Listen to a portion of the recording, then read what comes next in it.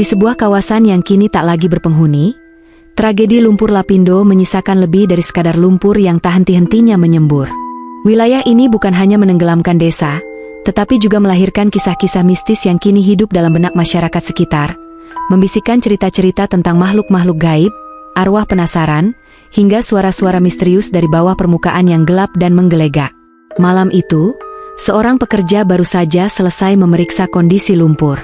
Di kejauhan, di antara permukaan lumpur yang seolah tak berujung, ia mendengar suara samar-samar yang memecah keheningan malam. Awalnya, suara itu hanya seperti dengungan, tapi semakin lama ia mendengar dengan seksama, suara itu terdengar seperti lantunan adzan, lalu bercampur dengan bisikan-bisikan lain, seperti aktivitas desa yang sedang hidup. Anehnya, suara itu seperti berasal dari dalam lumpur itu sendiri. Bisik-bisik cerita menyebutkan bahwa suara itu adalah gema dari desa-desa yang tenggelam, seolah-olah para penghuninya masih hidup di bawah sana, terperangkap di dalam waktu yang tak lagi bergerak. Namun, suara bukanlah satu-satunya hal yang menghantui tempat ini. Di antara mereka yang bekerja di kawasan lumpur, beberapa pekerja kadang mengalami kesurupan. Seorang pria yang sebelumnya sehat tiba-tiba mulai berteriak dalam bahasa Jawa kuno, memaki-maki, seakan sedang berbicara dengan seseorang yang tak terlihat. Teman-temannya ketakutan, sebab pria itu mulai meracau soal pantangan dan penjaga bumi yang terganggu. Setelah dibawa menjauh, barulah pria itu tersadar dan tak mampu mengingat apa yang baru saja ia lakukan.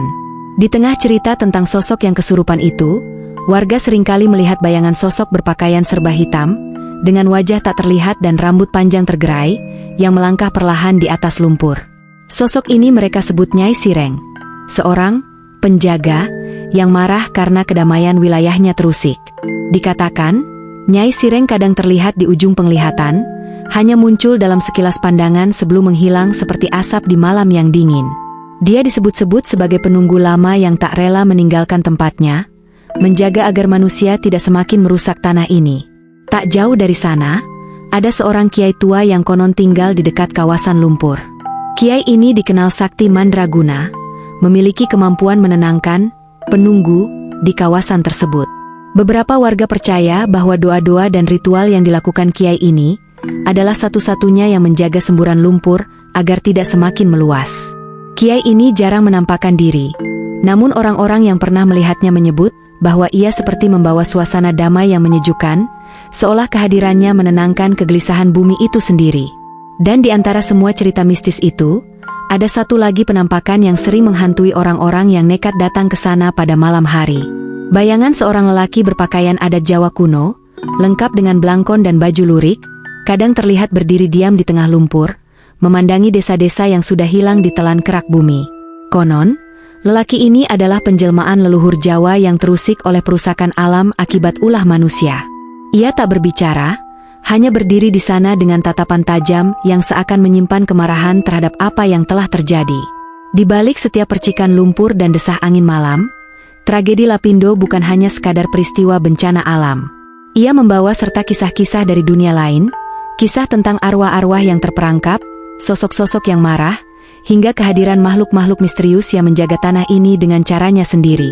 Wilayah itu kini bukan hanya lumpur, tetapi juga misteri, tempat di mana alam, manusia, dan dunia gaib seakan menyatu dalam cerita yang kelam dan tak terlupakan. Terima kasih telah menonton cerita misteri kali ini. Jangan lupa untuk meninggalkan pendapat dan kesan kalian di kolom komentar. Jika ada informasi tambahan atau mungkin ada yang perlu diluruskan dari cerita ini, jangan ragu untuk berbagi di kolom komentar. Mari kita berdiskusi bersama dan mengungkap misteri lainnya. Sampai jumpa di cerita misteri berikutnya.